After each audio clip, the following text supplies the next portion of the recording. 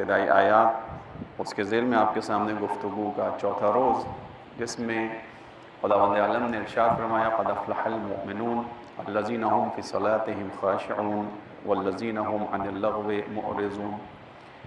ہمارا موضوع دوران غیبت کبریٰ کے اندر اپنے ایمان کو سمجھنا، ایمان کی حفاظت کرنا، ایمان کو سالم رکھنا ہے، اور اس کی وجہ آپ کے سامنے مسلسل بیان ہو رہی ہے کہ چونکہ یہ آخری زمانہ بظاہر ہے، کوئی بھی طے نہیں کر سکتا، معین نہیں کر سکتا، لیکن بہرحال ائمہ علیہ السلام کی جو روایات میں علامات بیان کی گئی ہیں، علامت کا مقصد یہی ہوتا ہے کہ علامت کو دیکھ کر انسان کسی چیز کے بارے میں سمجھ سکے۔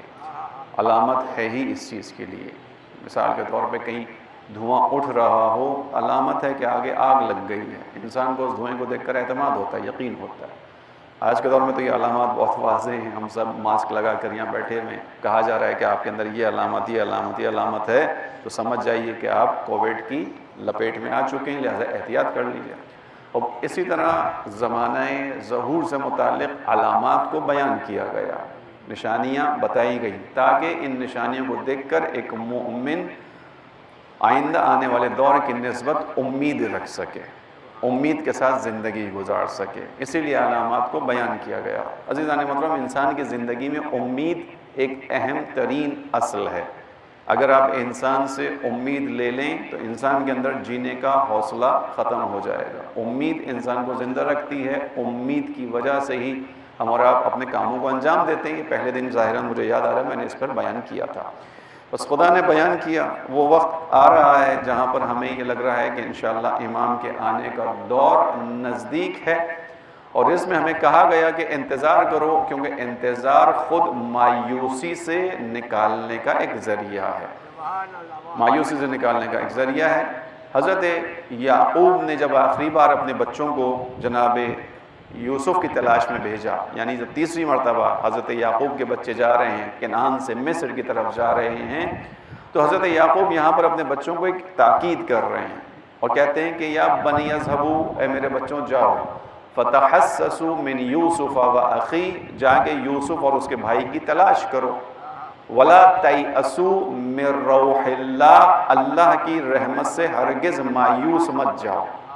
یعنی یہ وہ بھائی ہیں جو پہلے بھی 2 دفعہ کنعان سے مصر گئے ہیں، لیکن انہوں نے یوسف کو نہ تلاش کیا، نہ یوسف کی طرف ان کا ذہن گیا، حالانکہ حضرت یعقوب ہمیشہ یوسف کی تلاش میں رہے۔ توجہ رکھیے گا، حضرت یعقوب ہمیشہ ان بچوں سے یا اپنے بیٹے یوسف کے بارے میں پوچھتے رہے، اور قرآن کی جو آیات ہیں سورہ یوسف کے اندر وہ یہی ہیں کہ آپ نے اس تذکرے کو نہیں چھوڑا، آپ مسلسل اس تذکرے کو کیے جاتے ہیں۔ ہماری نگاہ میں تو آپ جو ہے نعوذ باللہ من ذالک، تھوڑا سا آپ کا کوئی مسئلہ ہو گیا، میں اس جملے کو بھی استعمال نہیں کرنا چاہ رہا، لیکن قرآن میں اس لیے بیان کر دیتا ہوں کہ آپ تھوڑا سا بہک سے گئے ہیں، لہٰذا آپ اس وجہ سے ہر وقت یوسف کی باتیں کرتے رہتے ہیں۔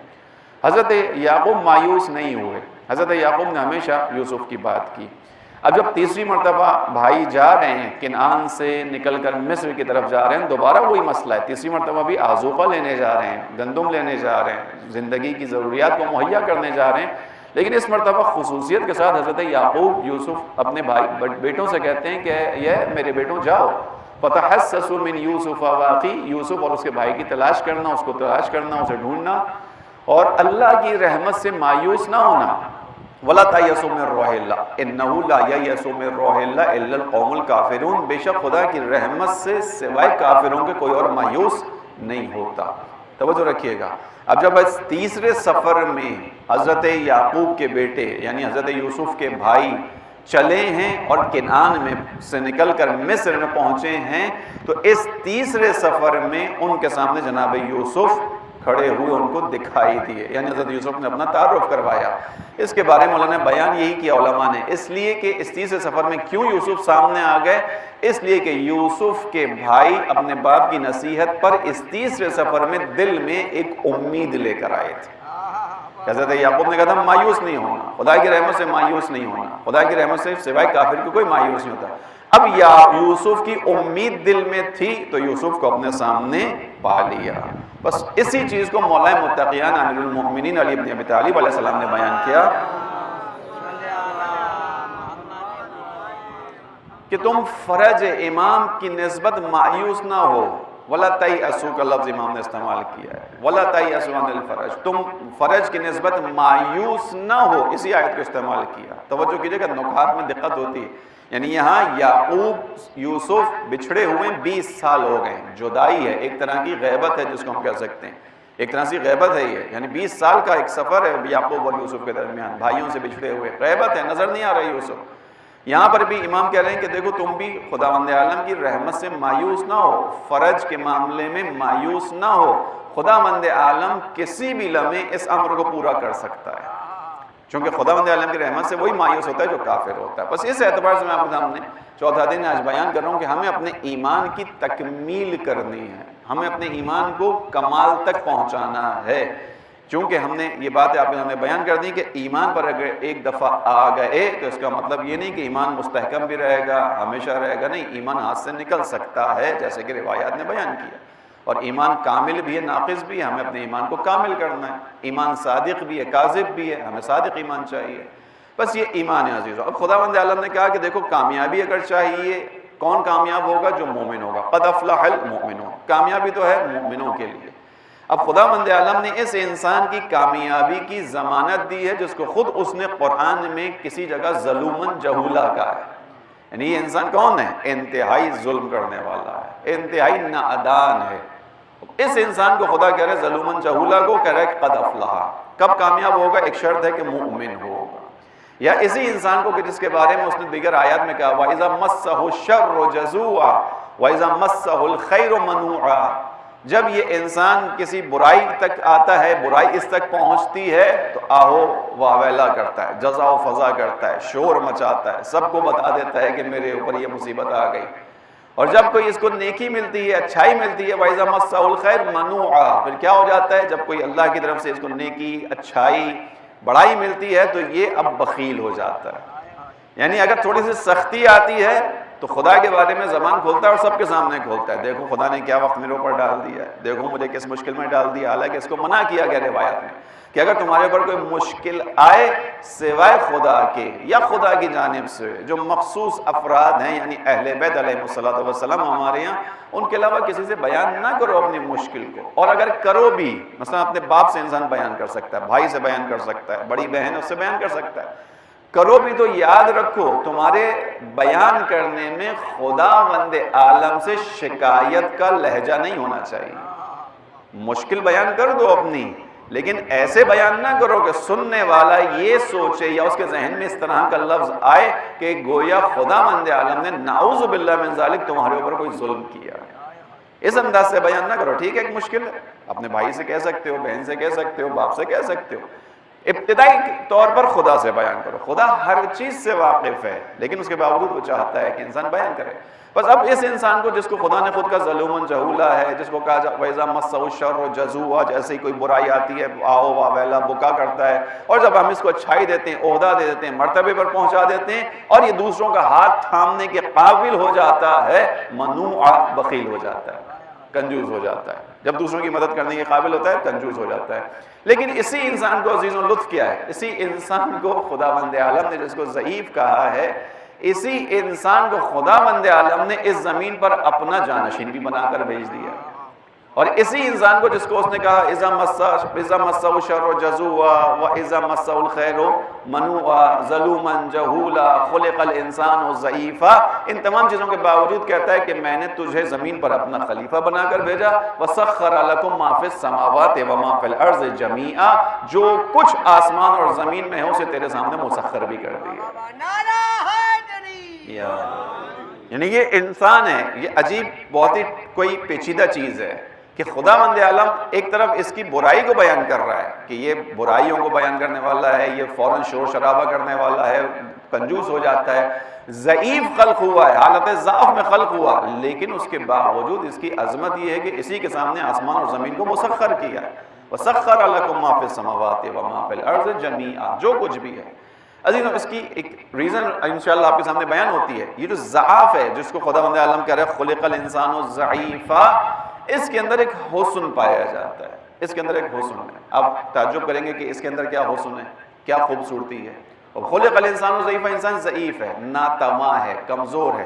اور اس کی محسوس مثال یہ ہے کہ آپ دنیا کے اندر جو دیگر مخلوقات ہیں، مثلا حیوانات ہیں مخصوصاً، آپ جب اکثر حیوانات کی تولید نسل کے سلسلے کو دیکھیں گے تو آپ دیکھیں گے کہ جو بھی حیوان ہے معمولاً اس کا جو بھی بچہ، چاہے انڈے سے بچہ پیدا ہو رہا ہو یا خود ماں کے ذریعے سے شکم مادر سے بچہ باہر آ رہا ہو، معمولاً حیوانات وہ ہیں کہ جن کے بچے اس دنیا میں آتے ہی اپنی حرکت شروع کرتے تھے، نکل کر چلنا پھرنا تھوڑا بہت جیسا بھی ہوتا ہے خود سے اپنے پاؤں پہ کھڑے ہونے کی کوشش کرتے ہیں. بکریوں کے جانوروں کو، اب جانوروں میں بکریوں کو دیکھ لیں، گھوڑوں کی نسل کو دیکھ لیجئے آپ، حتیٰ انڈے سے چھپکلی کو دیکھ لیجئے، چھپکلی کا بچہ انڈا توڑ کے نکلتا ہے اور چلنا شروع ہو جاتا ہے، مچھلیاں تیرنا شروع ہو جاتی ہیں.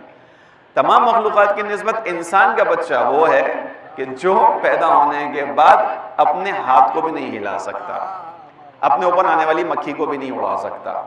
کیا کرتا ہے یہ انسان؟ یہ انسان کا بچہ، جو انسان جس کے لیے خداوند عالم نے کہا سخر لکم ما فی السماوات والارض، تمہارے لیے مسخر ہے جو کچھ بھی ہے، لیکن یہ انسان ضعیف ہے. توجہ رکھیے گا، یہ جو حالت ضعف خداوند عالم نے انسان کے اندر رکھی، اس کی خوبصورتی کیا ہے؟ اس کی خوبصورتی کو وہاں سے دیکھنا شروع کیجئے کہ یہی بچہ جو ابھی پیدا ہوا ہے، نوزاد ہے، انفینٹ ہے، یہ کیا کرتا ہے؟ یہ اپنے اوپر جب بھی اس کو کوئی مشکل پیش آتی ہے، اس کو بھوک لگتی ہے، اس کو کوئی پرابلم ہوتی ہے، تو کیا کرتا ہے؟ یہ اپنی ضعیفی کے لیے فقط رو کر اپنی ماں کو اپنی طرف متوجہ کرتا ہے. توجہ رکھیے، یہ بچہ کیا کرتا ہے؟ اس کے اختیار میں خدا نے کیا دیا ہے؟ رونا. یہ ہل نہیں سکتا، کروٹ نہیں بدل سکتا، ابھی اس کی طاقت اتنی نہیں ہے، لیکن اپنی مشکل کا احساس اپنی ماں کو دلاتا ہے رونے کے ذریعے سے، رونے کے ذریعے سے. اب جب یہ بچہ روتا ہے تو کیا ہوتا ہے؟ ماں کی ممتا فوراً اس بچے کی جانب متوجہ ہو جاتی ہے. اب جب بچے کی طرف ماں آتی ہے تو بچہ مثال کے طور پر، میں مثال دے رہا ہوں کہ مثلا بچے کو شاید بھوک لگی تھی اور بچے نے اس بھوک کو مٹانے کے لیے فقط آواز نکالی تھی، رویا تھا، لیکن اب جب ماں آئے گی تو چونکہ مامتا ہے ماں کے اندر، محبت ہی محبت ہے، ماں فقط اس کو کھانا نہیں کھلائے گی، سب سے پہلا جو کام کرے گی اس کو اپنی آغوش میں اٹھا کر پیار کرے گی، اسے اپنی آغوش میں اٹھائے گی، اس کو اپنے سینے سے لگائے گی، اس کو پیار کرے گی، پھر اسے غذا دے گی، اس کا خیال رکھے گی. اب اضافی کچھ کام کرے گی ماں، اگر مثال کے طور پر اس کو کپڑے بدلانے کی ضرورت ہے وہ بھی کر کے جائے گی.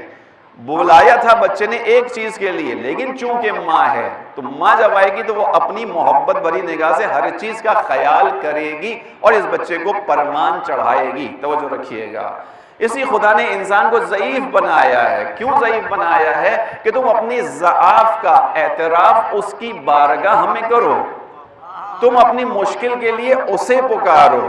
ماں کو محبت دینے والا وہ ہے. ماں تمہاری ایک مشکل کی آواز پر آتی ضرور ہے، ایک مشکل حل نہیں کرتی، کئی چیزوں کو حل کر کے جاتی ہے. میں وہ خدا ہوں جس نے ماں کے سینے میں ایسا دل رکھا ہے.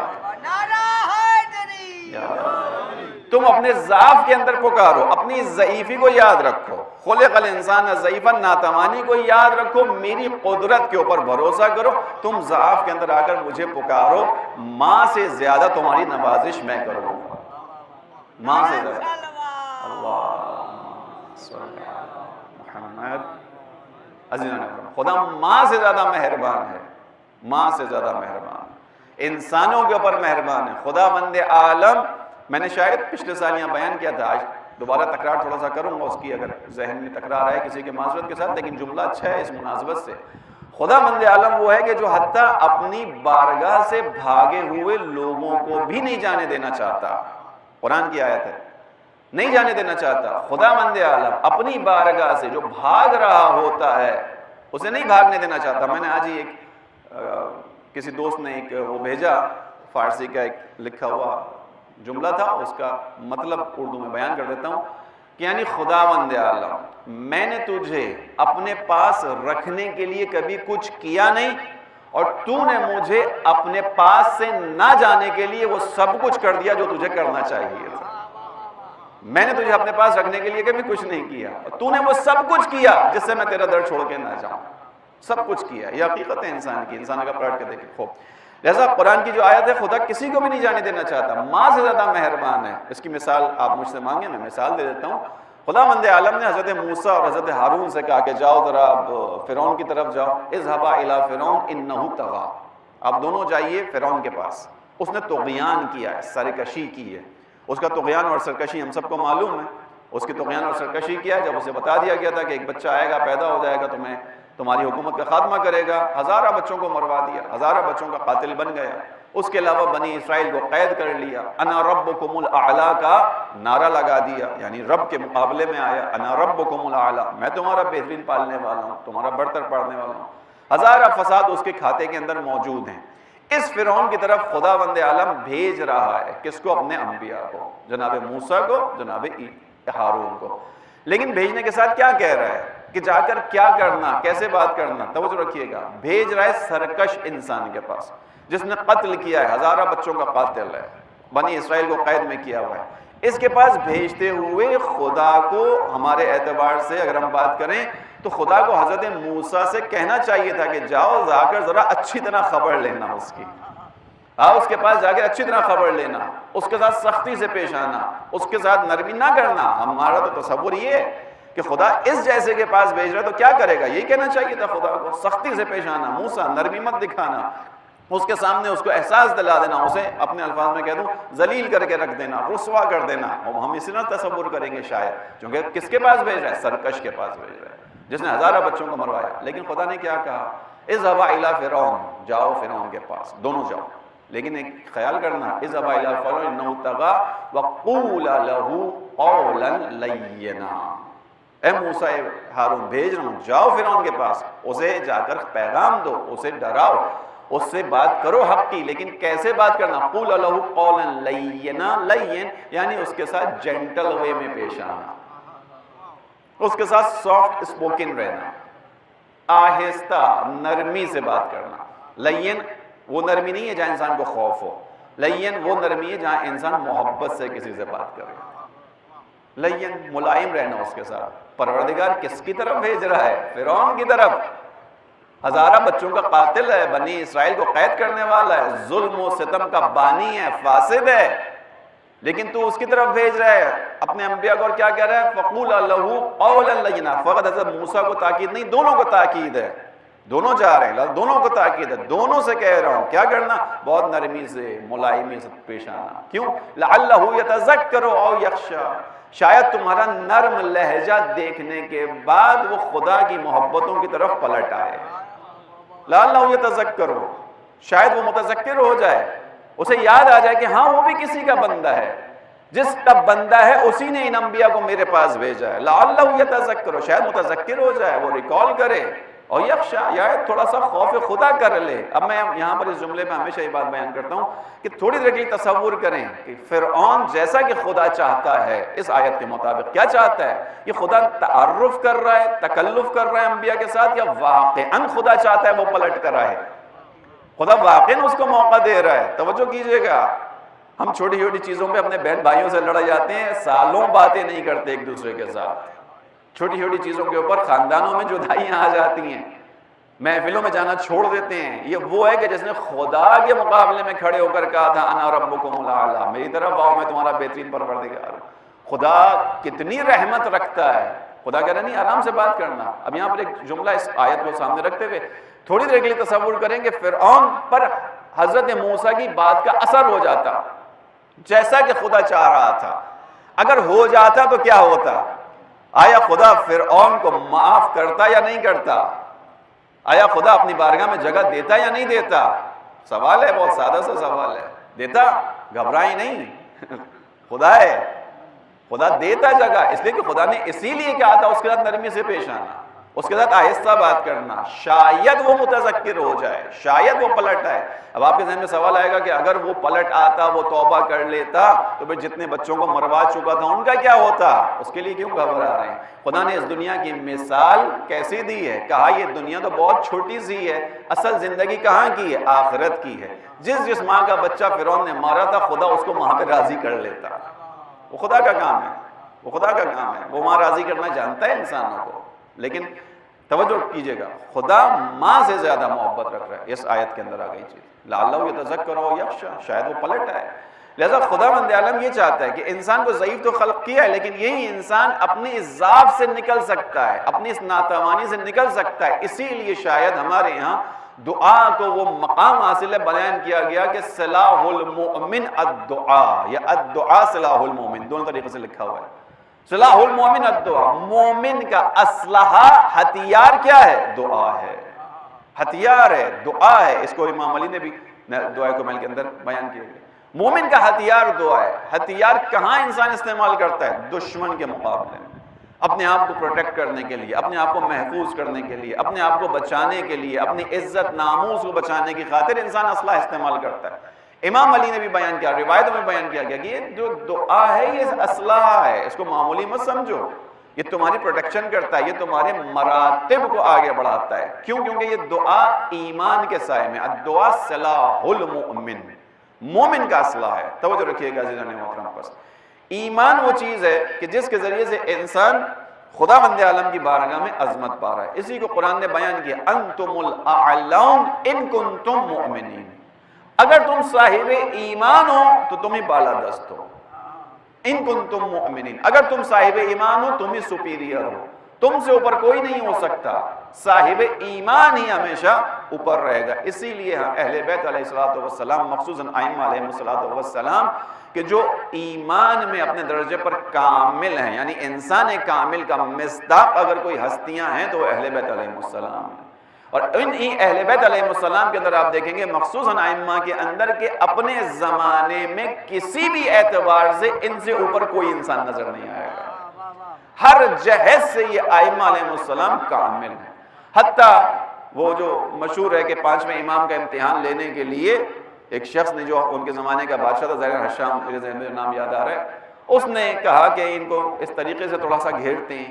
گھیرنے کے بعد کہا کہ 5ویں امام کو بلایا، 6ٹھے امام کے ساتھ امام آئے، بڑھاپا امام کا تھوڑا سا ایج بڑھ چکی، اور اس نے یہ چاہا کہ اس ذریعے سے ان کی شخصیت کو تھوڑا سا کم کرے، لوگوں کے سامنے لے کر آئے کہ دیکھو تم کن لوگوں کو مانتے ہو، کن لوگوں کے پیچھے چلنا چاہتے ہو، یہ تو چیزیں جانتے ہی نہیں۔ اس نے کیا کہا کہ دربار ہے، آئیے اس میں مقابلہ کرتے ہیں، تیر اندازی کا مقابلہ، بورڈ رکھوا دیا ایک سامنے۔ امام نے کہا کہ اب میری ایج جا چکی ہے، ظاہر تھوڑا سا بزرگی تھی، ضعیفی تھی، بڑھاپا تھا۔ اس نے کہا کہ نہیں، یہ مقابلہ کرتے ہیں، آپ نشانہ ماریے، ہم بھی نشانہ ماریں گے۔ امام نے کہا ٹھیک ہے۔ اور پھر کیا ہوا؟ بورڈ سامنے رکھا گیا، تختہ رکھا گیا، نشانہ رکھا گیا، اور امام نے تیر مارا۔ تیر جا کے سیدھا وہ جو نشانہ تھا اس کے مرکز میں جا کے لگا۔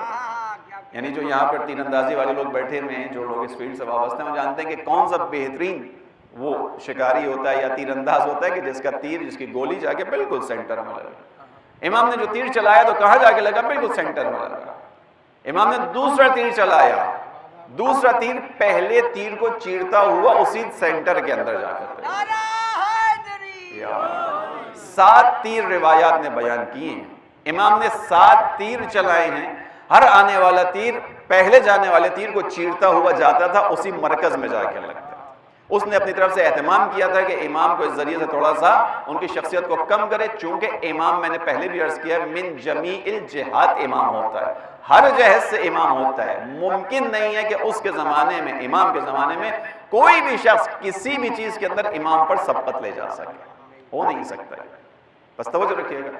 لہذا ائمہ علیہ السلام، یہ جو ایمان ہے، صلاح امام نے بیان کیا کہ مومن کا جو صلاح ہے وہ کیا ہے؟ وہ دعا ہے۔ ہم کیوں اس بحث کو کر رہے ہیں کہ ایمان کے ذریعے سے انسان خداوند عالم کی بارگاہ میں آگے بڑھتا ہے۔ بس تیزی کے ساتھ آپ کی ذہن کو تمام کروں، ایمان، اگر تم مومن ہو تو تم ہی بالادست رہو گے، تم ہی سپیریئر ہو، تم سے کوئی آگے نہیں جا سکتا۔ عزیزان محترم، یہ ایمان اتنی اہم چیز ہے کہ انسان اس ایمان کے ذریعے سے، اگر انسان حقیقی ایمان تک پہنچے، وہی جو بات ہے ہماری، ایمان صادق اگر انسان کے سامنے آئے، لہجے میں پلٹ جاتا ہے۔ یہ ایمان انسان کو قوت دیتا ہے۔ اس کے حوالے سے ابھی ہم نے قرآن کی آیات سے کچھ ایک واقعہ بیان کروں اور پھر آگے بڑھتے ہیں۔ درود پڑھیں محمد علیہ محمد۔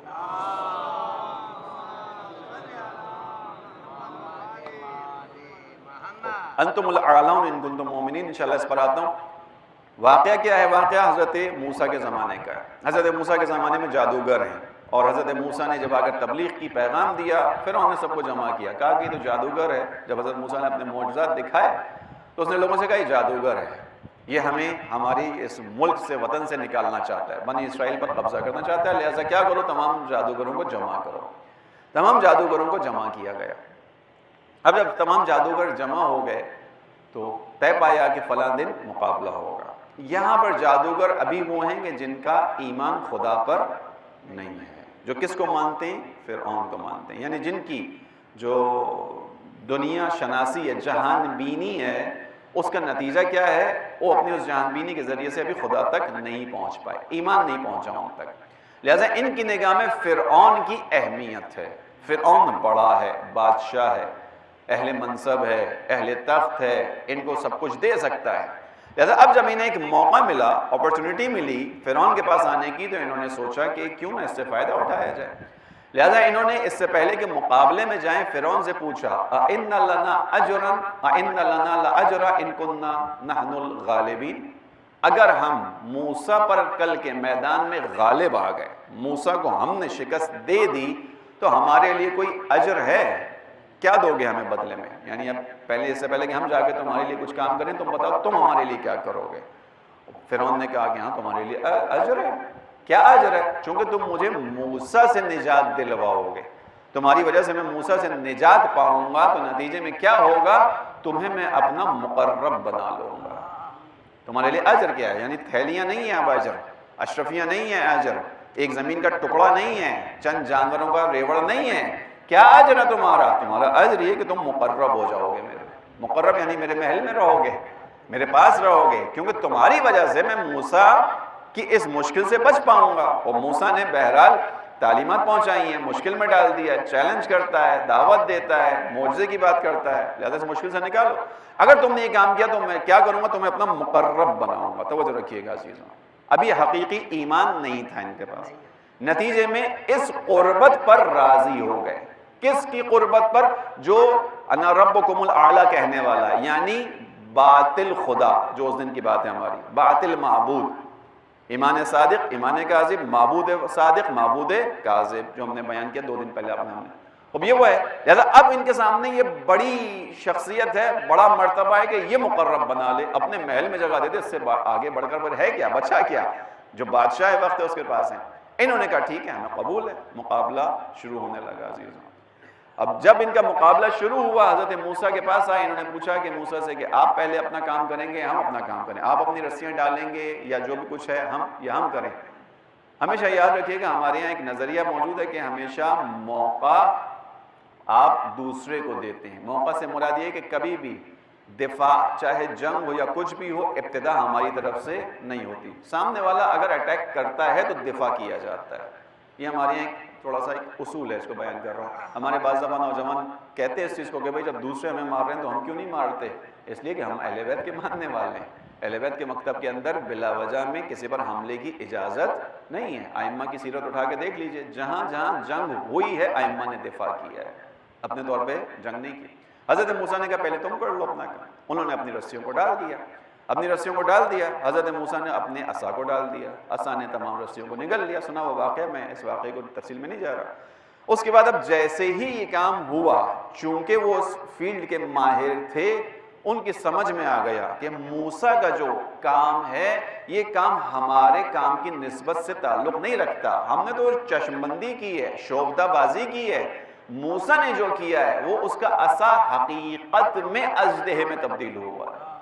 چونکہ فیلڈ کے ایکسپرٹ تھے اسی لیے سمجھ گئے۔ عزیزان محترم، میں اس جملے پر پہنچ گیا تو ایک بات ذہن میں آئی، شاید میں نے پہلے بیان کیا ہو، فیلڈ کا ایکسپرٹ سمجھ جاتا ہے کہ کس کے پاس حقیقی علم ہے۔ ایک بحث ہے کہ جب امام تشریف لائیں گے تو ویسٹ والے لوگ امام کی طرف زیادہ تیزی سے متوجہ ہوں گے، باہر کی دنیا کے لوگ، ترقی یافتہ ممالک کے لوگ امام کی طرف زیادہ تیزی سے متوجہ ہوں گے۔ ایک نظریہ ہے اور بعض روایات اس طرف اشارہ بھی کرتی ہیں۔ اس کی ایک دلیل ہے، مولانا حکیم امتیاز صاحب ہوتے تھے جو ناظم آباد کی طرف رہتے تھے، قبلہ حسینی صاحب اچھی طرح ان سے واقف ہیں، بہت ہی بزرگ علماء میں سے ان کا شمار ہوتا تھا، صاحب نفس انسان تھے، کئی لوگوں کی انہوں نے تربیت کی۔ ان کی زبانی ہمارے چچا مرحوم نقل کرتے تھے، کہتے تھے کہ ان سے جب بات ہوتی تھی کہ امام آئیں گے تو لوگ کیسے آئیں گے، چلیں مسلمان تو آ جائیں گے امام کے دروازے پر، مسلمانوں کا تو عقیدہ ہے، مومنوں کا، مسلمانوں کا، تمام کا عقیدہ ہے، یہ ویسٹ والے کیسے آئیں گے، غرب والے کیسے آئیں گے، ان کے لیے کیا اٹریکشن ہے امام کے اندر؟ تو وہ مرحوم امتیاز صاحب، مولانا امتیاز کہتے تھے کہ وہ مسلمانوں سے پہلے آئیں گے، مسلمانوں سے جلدی آئیں گے۔ انہوں نے پوچھا وجہ بتائیے، کیا اس کی وجہ یہ کہ دیکھو اس وقت ویسٹ مغربی دنیا اپنی ترقی کو بہت آگے بڑھا چکا ہے، زمین کے اندر انہوں نے تمام چیزوں کو ایکسپلور کر لیا ہے، بہت ساری چیزوں کو انجام دے چکے ہیں، تجربات کر چکے ہیں۔ اس وقت کی جو مغربی دنیا، مخصوصاً جو سائنسدان ہیں، وہ آئے ہیں آسمانوں کی طرف، ان کی توجہ آسمانوں کے سفر کی طرف ہے۔ یہ جو آپ سنتے رہتے ہیں مریخ پہ جانا، مشتری پہ جانے کی باتیں کرنا، خلا کے اندر جانا، سیٹلائٹ بھیجنا، انسانوں کو وہاں لے جا کر آباد کرنے کی بات، یہ ساری چیزیں سنتے رہتے ہیں آپ، لیکن یہ ایک ایسا مرحلہ ہے کہ اس کے اوپر ابھی مغربی دنیا کسی خاطر خواہ نتیجے پہ نہیں پہنچ پائی۔ توجہ رکھیے گا، حکیم امتیاز صاحب کہتے تھے کہ جب امام تشریف لے کر آ جائیں گے تو امام اگر وہی بات کریں آ کر کہ جو امام علی کیا کرتے تھے، سلونی قبل ان تفقدونی، جو پوچھنا چاہو مجھ سے پوچھ لو، میں آسمان کے راستوں کو زمین کے راستوں کی نسبت زیادہ بہتر پہچانتا ہوں۔ اللہم صلی علی محمد۔ امام علی نے کہا یا نہیں کہا؟ میں آسمان کے راستوں کی نسبت، میں آسمان کے راستوں کو زمین کے راستوں کی نسبت زیادہ بہتر پہچانتا ہوں۔ یعنی مولا اس زمانے میں خبر دے رہے ہیں کہ آسمان کے اندر بھی پورا ایک راستہ موجود ہے، نیویگیشن ہے، اس کے اصول ہیں، اس کو جاننے والا چاہیے۔ اب امام آ کر، اگر حکیم امتیاز صاحب کے بقول کہ امام آ کر جب یہی کام کریں گے، ویسٹ کو کہیں گے تم جس طرف جانا چاہتے ہو آؤ میں تمہیں راستہ دکھاتا ہوں، یہ راستہ ہے سیاروں تک پہنچنے کا، تو وہ لوگ جلدی ایمان لے کر آئیں گے۔ کیوں؟ کیونکہ وہ اس فیلڈ میں پھنسے ہوئے ہیں اور جانتے ہیں کہ تمام ترقی کے باوجود ہم اس چیز کا توڑ نہیں کر پائے۔ جس کے پاس اس چیز کا جواب موجود ہے وہ معمولی انسان نہیں، وہ خدا ہی کا نمائندہ ہے۔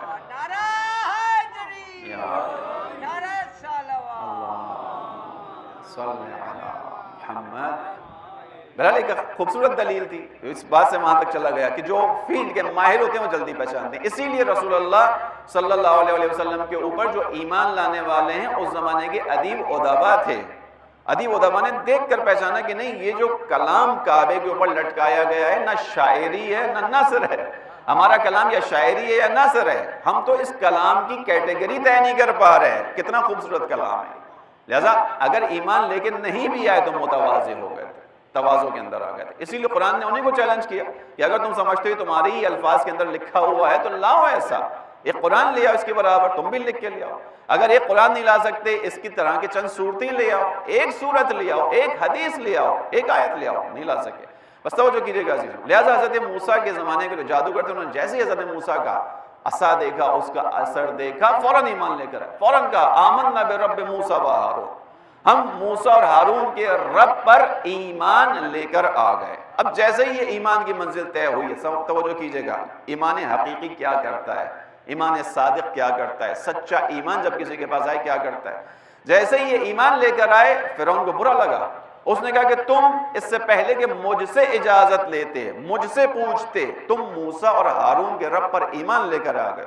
اس کا مطلب یہ کہ اس تمہاری ایک چال تھی، موسیٰ کے پڑھائے ہوئے ہو تم، موسیٰ نے تمہیں سکھایا تھا، وہ تمہارا استاد ہے، اس کا مطلب ہے تم نے یہ طے کیا تھا کہ مجھے اس جگہ رسوا کرو گے۔ بہت ساری اس کی معنی اس کے اور تفسیریں کی گئی ہیں۔ لہذا اس نے کہا کہ میں اب کیا کروں گا، توجہ کیجئے گا، جن لوگوں کو اس نے کہا تھا کہ میں تمہیں اپنا مقرب بناؤں گا، اور جن لوگوں کے سامنے خدا آنے سے پہلے فرعون کا دربار ہی تقرب کا ذریعہ تھا، ایمان ملنے سے پہلے سمجھ رہے تھے کہ اعلیٰ ترین مرتبہ کیا ہے، فرعون کا تقرب ہے۔ جب ایمان ان تک پہنچا، فرعون نے کہا کہ میں تمہیں لٹکا دوں گا، تمہارے ہاتھ اور پاؤں کو کاٹ دوں گا، تمہیں سولی پر لٹکا دوں گا۔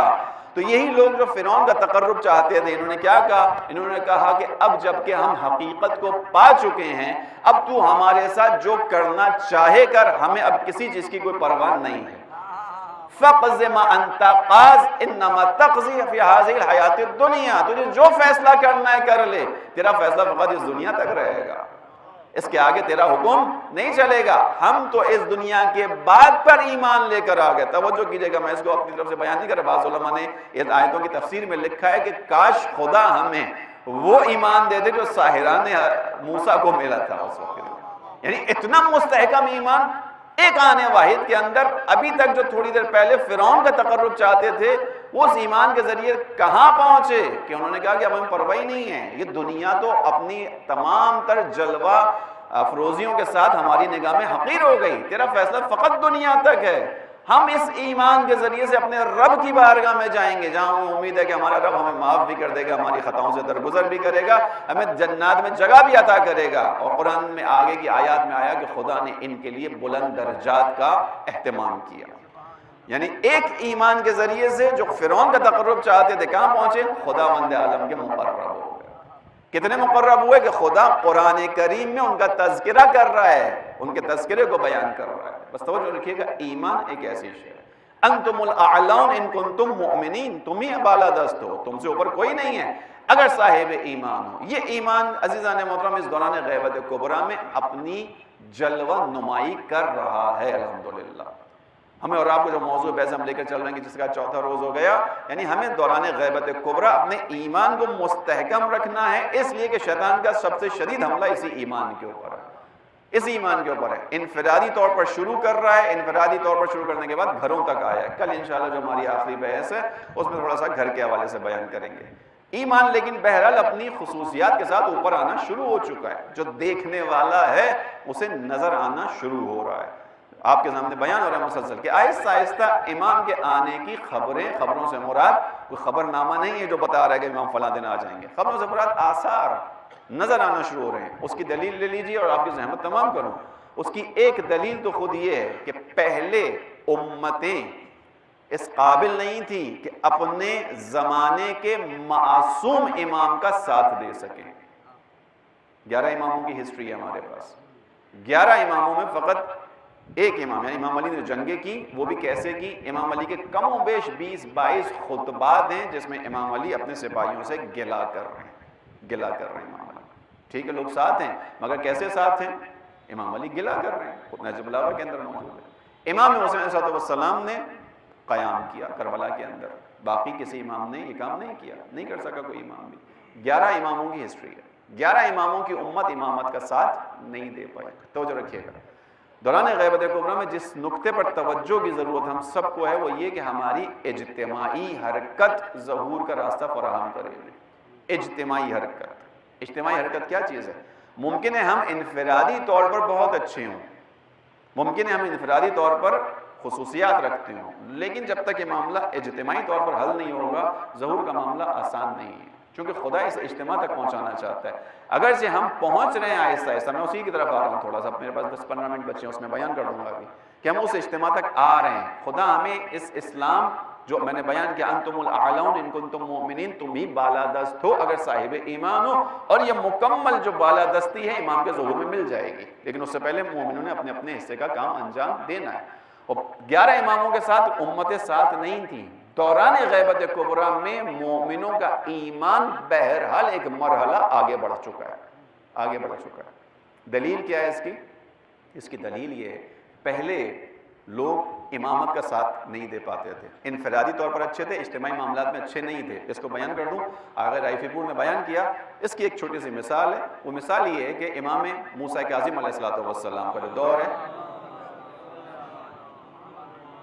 اس میں امام کے سامنے جو بادشاہ ہے ہارون الرشید ہے, جو تاریخ کے اندر بیان کیا گیا, جو ایک بہت ہی زیادہ مثال جو مال و دولت رکھنے والا, جس کو ان کے ہاں کہا جاتا ہے مقتدر, اقتدار رکھنے والا بادشاہ تھا. ہمارے اعتبار سے جو ظالم ترین بادشاہوں میں گزرا ہارون الرشید ہوا ہے, لیکن بہرحال اس کا دربار تھا.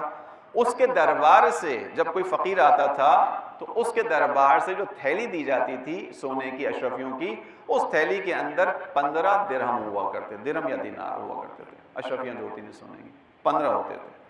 اسی زمانے میں 7ویں امام کے پاس جو تھیلیاں ہوتی تھیں جو امام تقسیم کیا کرتے تھے غریبوں میں, فقراء میں, ناداروں میں, اس کے اندر ایک تھیلی کے اندر 150 دینار ہوا کرتے تھے. بادشاہ وقت کتنا دے رہا ہے؟ 15. امام وقت کتنا دے رہا ہے؟ 150. توجہ رکھیے گا. یہاں پر جو سمجھنے کی بات ہے وہ کیا ہے؟ وہ یہ کہ امام بظاہر یعنی ظاہری طور پر تو کسی عہدے پر نہیں ہے، امام تجارت بھی نہیں کر رہے. تاجر ہوں تو پھر ٹھیک ہے، یہ بات سمجھ میں آتی ہے. تجارت بھی بظاہر نہیں ہے، چھوٹا موٹا سسٹم ہے امام کا، جبکہ ائمہ نے شروع کیا. چھٹے امام کی میں نے شاید مثال بلکہ دی تھی یہاں پہ دوسری مجلس میں، امام نے تجارت کے اصول بیان کیے تھے. لیکن بہرحال اتنا بڑا سیٹ اپ نہیں ہے کہ 150 درہم یا دینار کی ایک تھیلی بنا کر امام بانٹیں غریبوں کو. اور امام کا سلسلہ یہ نہیں تھا کہ ایک کو دے دیا دوسرے کو منع کر دیا، نہیں ایسا نہیں ہے. ائمہ کا سلسلہ چلتا رہتا تھا. یہاں پر رائفی پور نے جو نقطہ بیان کیا وہ یہی کہتے ہیں کہ یہ جو اتنے سارے پیسے امام کے پاس آ رہے ہیں اور امام اسے اس طرح تقسیم کر رہے ہیں، کہاں سے آ رہے ہیں؟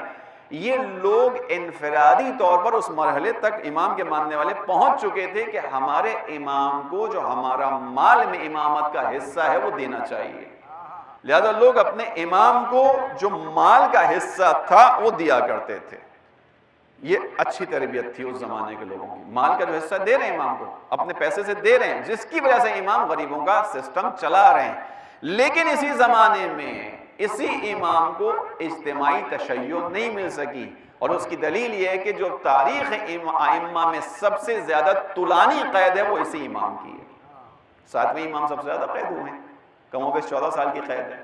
اگر اتنا بڑا اجتماع موجود ہے جو اتنا پیسہ امام کو بھیج رہا ہے، تو پھر اس اجتماع کے ہوتے ہوئے تو امام کو قید میں نہیں جانا چاہیے. سب سے زیادہ طولانی قید امام موسیٰ کاظم کی. حتیٰ جنازے کی غربت کو، میں مصائب میں نہیں آیا، جنازے کی غربت کو آپ نے سنا ہوا ہے کہ جنازہ ابتدائی طور پر جب اٹھایا گیا ہے تو کہاں؟ بغداد کے پل پہ لا کے حمالوں نے لا کر رکھ دیا، مزدوروں نے لا کے رکھ دیا تھا جنازہ. پڑا رہا امام کا جنازہ کافی دیر. حالانکہ اسی وقت اسی کاظمین کے اندر، جو اب اس وقت کاظمین نہیں تھا، بغداد تھا، بعد میں کاظمین جہاں پہ امام کو دفنایا کاظمین، اسی جگہ ہزارہا شیعہ رہتے تھے. لیکن اجتماعی تربیت نہ ہونے کی وجہ سے یہ امام سب سے طولانی قید میں گئے. اجتماعی طور پر آگے نہ بڑھنے کے نتیجے میں کیا ہوا؟ یہ امام کا جنازہ پل بغداد پر پڑا رہا. تاریخ ہے نا عزیزوں. حالانکہ انفرادی طور پر امت وہاں تک پہنچ گئی تھی کہ اس کے دیے ہوئے پیسے سے امام ایک نظام چلا رہے تھے. لہذا ہمیں ضرورت کیا ہے؟ ہمیں اس اجتماعی چیز کو سمجھنے کی ضرورت ہے. الحمدللہ اب یہ اجتماع وجود میں آنا شروع ہو گئے ہیں. دلیل آپ مجھ سے مانگیں گے، میں آپ کو دلیل یہ دے رہا ہوں کہ پہلے لوگ معصوم امام کے پیچھے چلنے میں، اطاعت کرنے میں کتراتے تھے، ساتھ نہیں دے پاتے تھے، جان کو فوقیت دیا کرتے تھے. ابھی اس دوران غیبت کبریٰ میں انقلاب اسلامی کے بعد سے لے کر آپ سفر شروع کر دیجئے، آج تک کا لوگوں نے امام کے کہنے پہ نہیں، نائبین امام، وہ بھی وہ نائب کہ جو امام کی جانب سے نومینیٹڈ نہیں ہیں، شرائط کے اوپر جو پورا اتر رہے ہیں، مجتہدین فقہا، ان کے کہنے پر قوم نے، امت نے اپنی جانوں کا نذرانہ پیش کیا تو سیریا، عراق بچ سکا.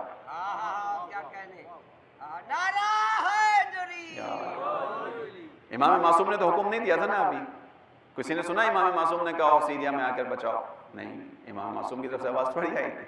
فقہا نے حکم دیا، آیت اللہ سیستانی نے حکم دیا کہ حشد الشعبی بنانی چاہیے، عوامی لشکر بنانا چاہیے.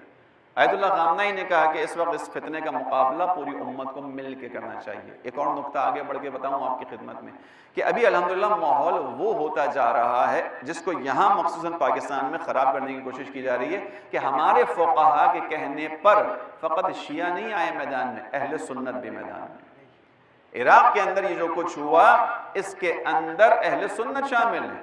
اہل سنت کے لوگوں نے جانے دی ہیں ایک شیعہ فقیہ کے کہنے پر. توجہ رکھیے گا، یہ عمومی طور پر ایمان کے ایک مرحلہ بڑھنے کی خبر ہے.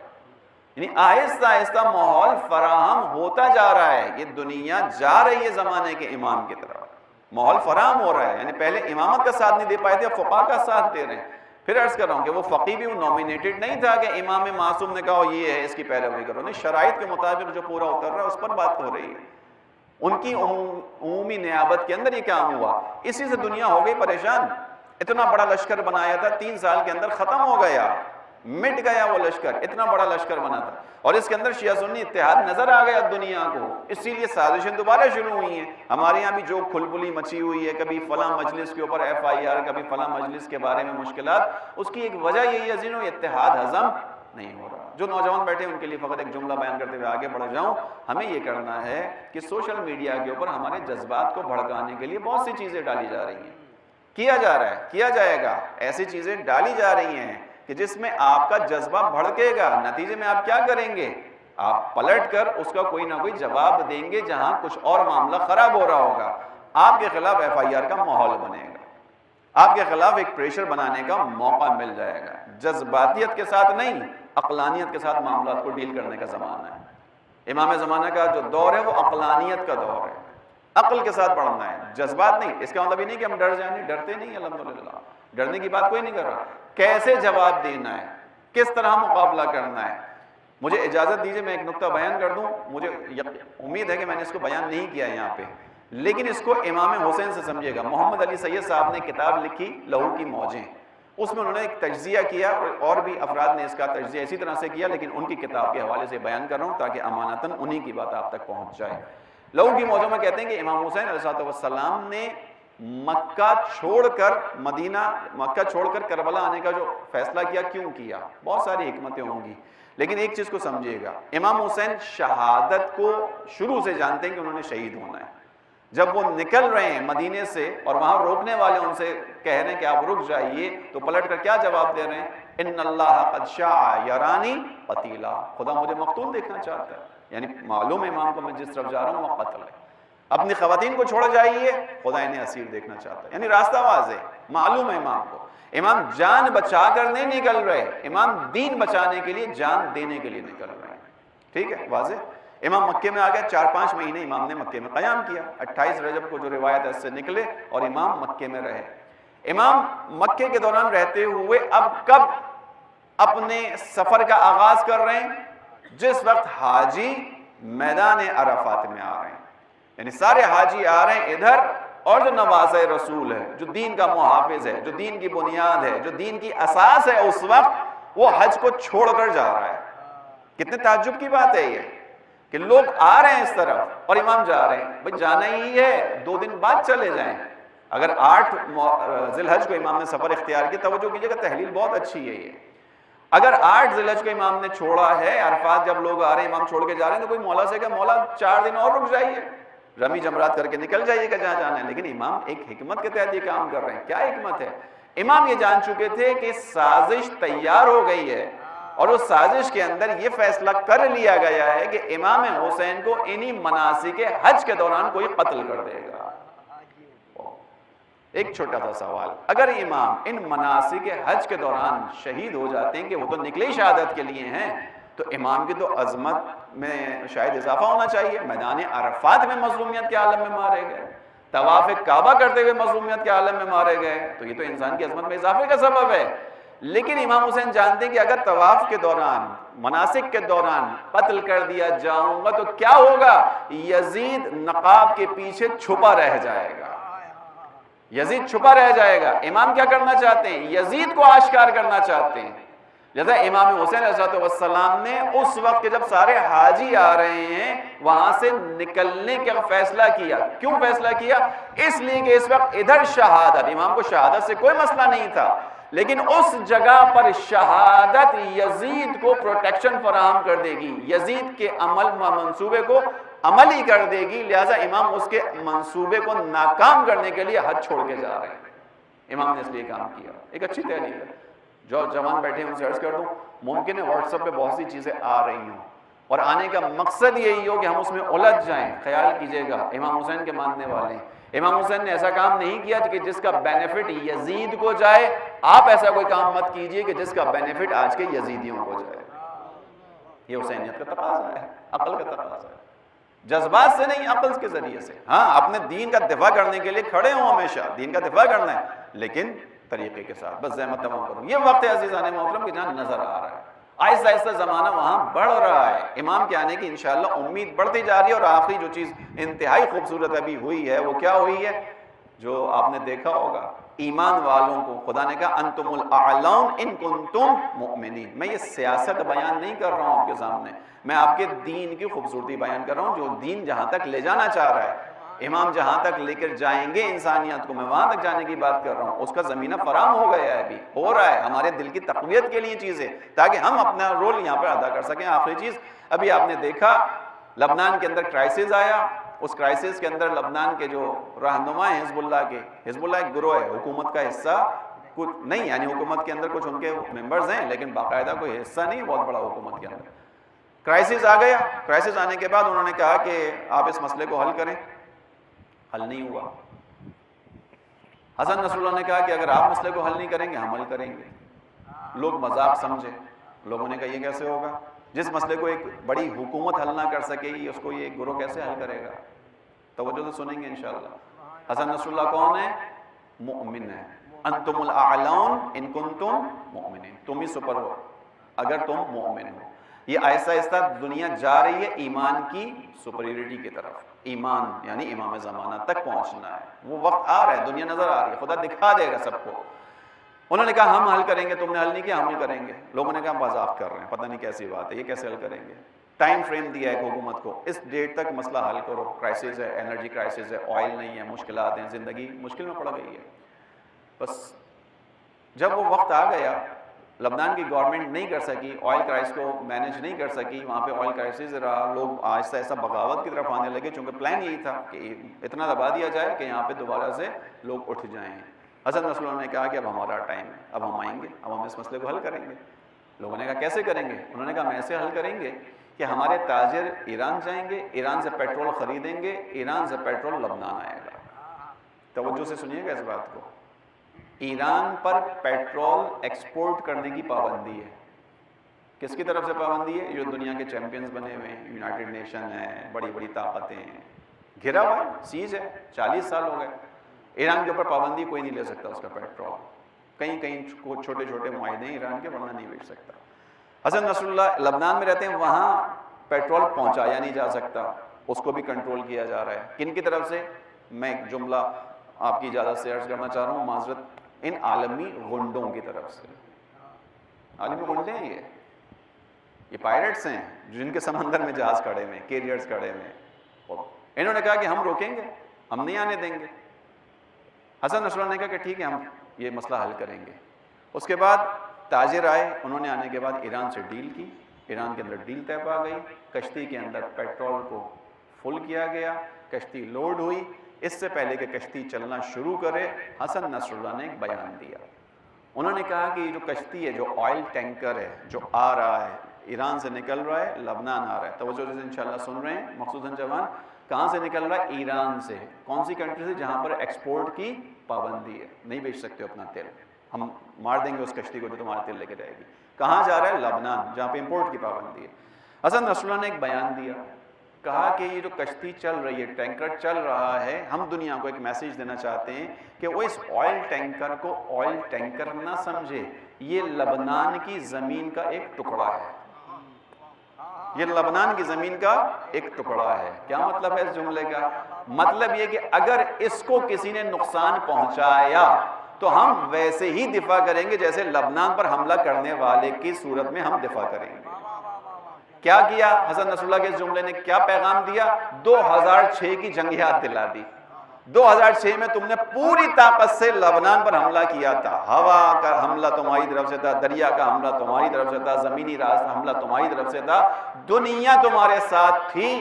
33 دن کے اندر ذلت کے ساتھ تم لبنان کی زمین چھوڑ کر گئے تھے.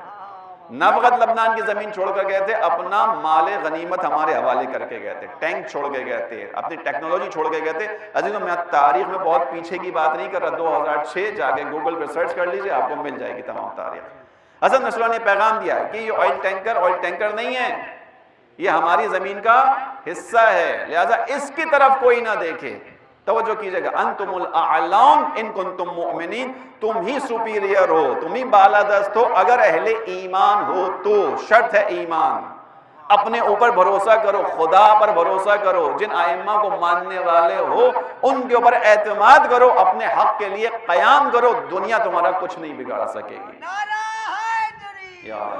کیا ہوا؟ کشتی چلی, وہاں پر کھڑے رہ گئے. میڈیٹرینین سی کے اندر امریکہ کے جہاز کھڑے ہیں, اسرائیل کے جہاز کھڑے ہیں, فرانس کے کھڑے ہیں, جنہوں نے کہا تھا نہیں آنے دیں گے. ان کی آنکھوں کے سامنے یہ کشتی چلتی ہوئی گئی ہے, لبنان کے ساحل پر لگی ہے. لبنان کے مومنین آج اس بات پر انتہائی مسرور ہیں کہ ان کو وہاں پر ان کا انرجی کرائسس ختم ہو گیا اور حزب اللہ کی صورت میں ان کی یہ مشکل آسان ہو گئی. توجہ کی آپ نے؟ یہ کیوں ہوا؟ حزب اللہ کی طاقت کتنی ہے سوچئے دیکھیے. میں آپ کو پھر عرض کر رہا ہوں، سیاست نہیں سنا رہا، میں آپ کو وہ چیز بتا رہا ہوں کہ جو آئندہ ہونے جا رہی ہے. انسان کو خدا دکھا رہا ہے کہ دیکھو اگر صاحب ایمان ہو تو اگر حسن نصر اللہ جو اس امام غائب کا ایک سپاہی ہے وہ اپنے دین پر اتنا اعتقاد رکھتا ہے، اتنا اعتماد رکھتا ہے کہ اس کے ایمان کی وجہ سے یہ بڑی طاقتیں کھڑی رہ گئیں، کچھ نہ کر سکیں، لوگوں کو ان کی ضروریات کی چیزیں مل گئیں، تو جب وہ پردہ غیبت سے نکل کر آئے گا تو دنیا کو کتنی آسانی فراہم کرے گا. یہ خدا یہ خدا حجت تمام کر رہا ہے. کس کے اوپر؟ وہ لوگ جو اب بھی سمجھتے ہیں کہ نہیں ہو سکتا کام. خدا نے دکھا دیا، خدا نے دکھایا، ان کی آنکھوں کے سامنے چل کے گیا. یعنی بالکل ویسے ہی شاید اس کی تشبیہ اس طرح دے سکوں کہ خدا بند عالم نے موسیٰ کو روکنے کے لیے فرعون نے کتنے بچوں کو قتل کروایا.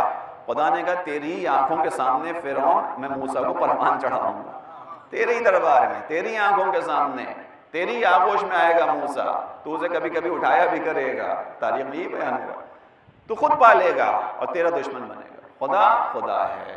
بس اگر انسان ایمان رکھے تو یہ تمام راستے حل ہیں.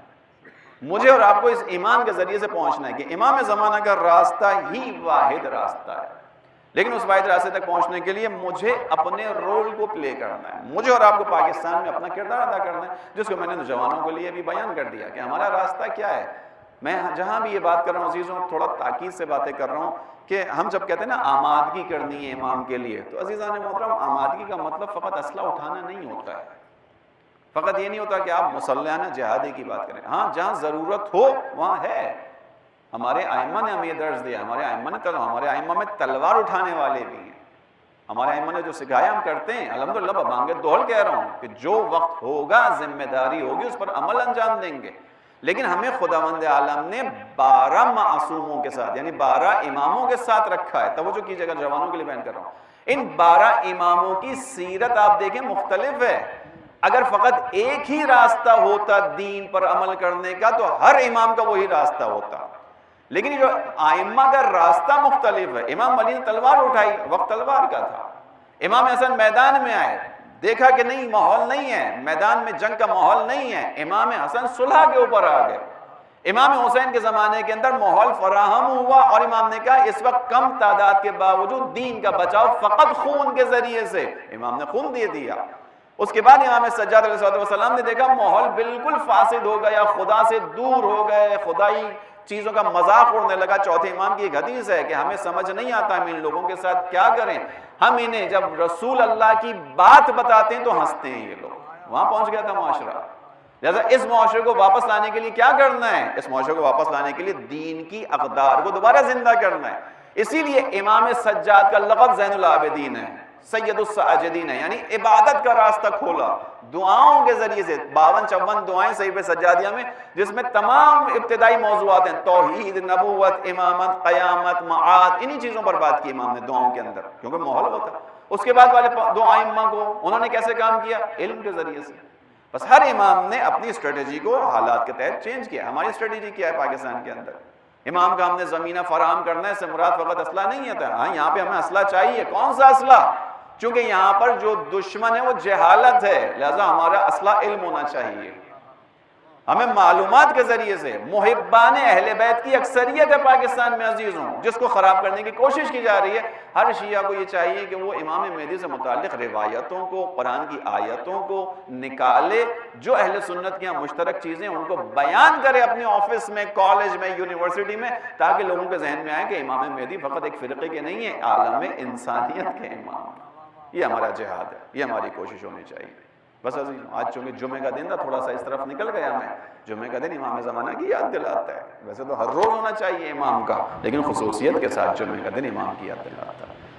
بس عزیزوں امام عصر انشاءاللہ جب تشریف لے کر آئیں گے تو کیا ہوگا؟ کربلا والوں کے خون کا انتقام لیا جائے. امام زمانہ نے زیارت ناہیہ میں کیسے یاد کیا؟ ایک دو جملے بس آج اس کے بیان کرتا ہوں. جمعے کا دن ہے، امام کی زبانی ہی مرثیہ پڑھ دیتے ہیں. امام بیان کرتے ہیں السلام علی، میرا سلام ہو. کون سلام کر رہے ہیں؟ امام زمانہ. کس کو سلام کر رہے ہیں؟ امام حسین علیہ السلام کو. امام بیان کرتے ہیں السلام علی من جعل اللہ الشفاء فی تربتے، میرا سلام ہو اس پر کہ جس کی خاک کو خدا نے شفا قرار دیا۔ السلام علی من الاجابۃ تحت قبتے، سلام ہو اس پر کہ جس کے قبے کے نیچے دعائیں قبول ہوتی ہیں۔ السلام علی من جعل من الائمۃ من ذریتے، سلام ہو اس پر کہ جس کی ذریت میں امامت کو رکھا۔ یہ آپ پہلے سن چکے، آگے کے جملے تھوڑے دردناک ہیں۔ امام بیان کرتے ہیں السلام علی المغسل بدم الجراح، ہم نے ایک جملہ ہمیشہ سنا ہے، امام حسین کو غسل نہیں دیا گیا، یہ جملہ ہے نا، سنا ہے ہمیشہ پڑھتے ہیں السلام کہ امام حسین کو غسل نہیں دیا گیا، امام حسین کو بغیر غسل کے دفن کیا گیا۔ امام زمانہ تو کہہ رہے ہیں کہ نہیں، میرے جد کو غسل دیا گیا ہے۔ امام حسین امام زمانہ کہہ رہے ہیں میرے جد کو غسل ملا ہے۔ کس چیز کا غسل دیا ہے؟ کون سی بات صحیح ہے؟ ہاں، پانی کا غسل نہیں ملا حسین کو۔ السلام علی المغسل بدم الجراح، امام زمانہ کہہ رہے ہیں میرا سلام اس پر جس نے اپنے خون، اپنے زخم سے بہنے والے خون سے غسل کیا ہے۔ اتنا خون بہا امام حسین کا کہ گویا غسل کیا امام حسین۔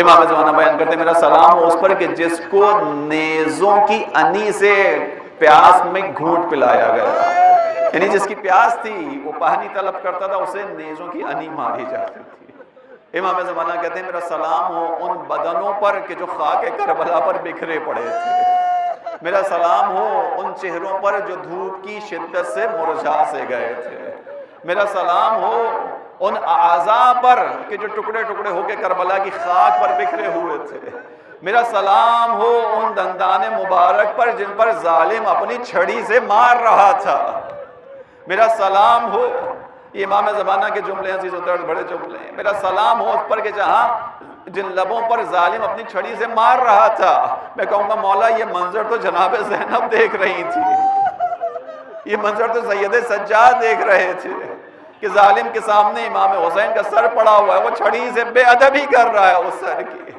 بس امام زمانہ نے یہ جملے بیان کیا میرا سلام ہو اس کے اوپر کہ جس کو اہل قرآن نے آ کر دفن کیا، جس کو بے گور و کفن دفن کیا گیا، اور میرا سلام ہو اس کے اوپر کہ جو تنہا تھا اور اپنے قبیلے والوں کا، اپنے اہل کا دفاع کر رہا تھا۔ بس آخری جملہ ہے عزیزوں، اس جملے سے ذہن جاتا ہے امام کی اس کیفیت پر کہ جب امام کی طاقت گویا ختم ہو چکی تھی، اتنے زخم میرے مولا کے جسم میں لگ چکے تھے، اتنی تلوار اتنے نیزے مولا کھا چکے تھے کہ مولا ایک دم بے ساکت ہو گئے تھے، گویا امام کے جسم میں جان باقی نہ بچی ہو، مگر ایسے موقع پہ بھی جرت نہیں تھی کسی کی آگے بڑھنے کی۔ کہا گیا کیسے پتا چلے کہ حسین میں ابھی رمق باقی ہے یا حسین اس دنیا سے چلے گئے؟ ایک ظالم نے کہا اگر چاہتے ہو یہ جاننا کہ حسین ابھی زندہ ہے یا نہیں تو کیا کرو، ابھی یہاں پہ شور مچاؤ کہ حسین، یہ لوگوں نے آپ کے خیموں کی طرف کا رخ کر لیا ہے، حسین لوگوں نے حرم کی طرف کا رخ کر لیا ہے۔ بس عزیزوں کسی ظالم نے آواز دی حسین آپ یہاں آرام سے پڑے ہوئے ہیں، وہاں ظالموں نے خیموں کا رخ کر لیا۔ تاریخ نے بیان کیا میرے مولا میں جتنی طاقت باقی بچی تھی، میرا مولا اپنی قوت کو مجتمع کر کے کھڑا ہونا چاہتا تھا، آواز دیتا تھا ارے ان بچوں سے اور ان اہل و عیال سے، ان بیویوں سے تمہیں کیا سروکار ہے؟ میں کہوں گا جس امام کو آخری لمحے یہ برداشت نہ ہوا کہ یہ ظالم لوگ ان بیویوں کی طرف بڑھیں، سلام و سید سجاد پر، ارے اسے اسی قافلے کے ساتھ چلنا پڑا، اسی کوفہ میں میرا مولا یہ قافلہ لے کر گیا جہاں فقط 20 سال پہلے علی نے آنے والوں کو کہا تھا بیٹا حسن انہیں آنے سے روک دو، ارے ایسا نہ ہو میرے سر پر خون دیکھے تو زینب کی گریے کی آواز بلند ہو، میں نہیں چاہتا نہ محرموں کے کانوں میں میری زینب کی آواز جائے۔ اے علی سن 61 ہجری آ گئی، علی زین العابدین اس طرح سے آ گئے کہ میرے مولا کے ساتھ چلنے والے بیویوں کے سر پہ ردا نہیں ہے، سلام اس پر کہ جو اکیلا اپنے حیا اہل و حرم کا دفاع